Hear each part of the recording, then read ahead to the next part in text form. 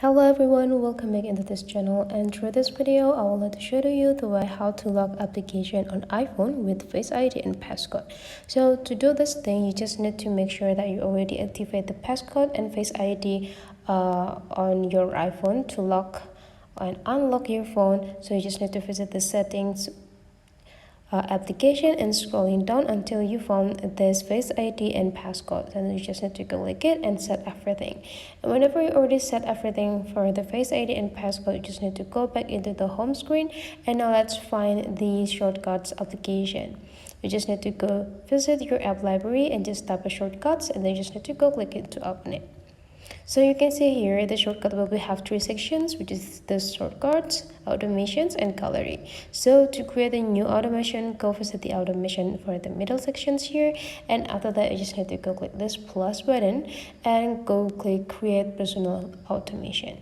And here now we just need to scrolling down until you found the app, and just need to go click it. And after that you just need to choose the is open rather than is closed, since we want to lock the phone after the application is just opened.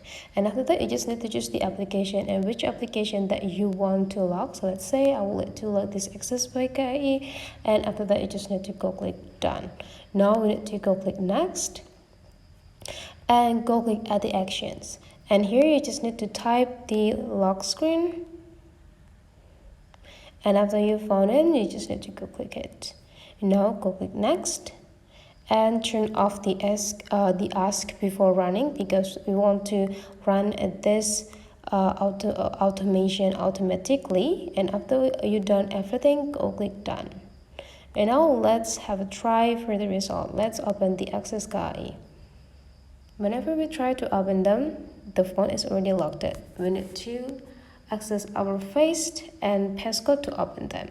So that's the way how to lock application on iPhone, guys. Hopefully this tutorial today is useful for you. So don't forget to leave some comment, like, and subscribe into this channel, and I will see you for the next video.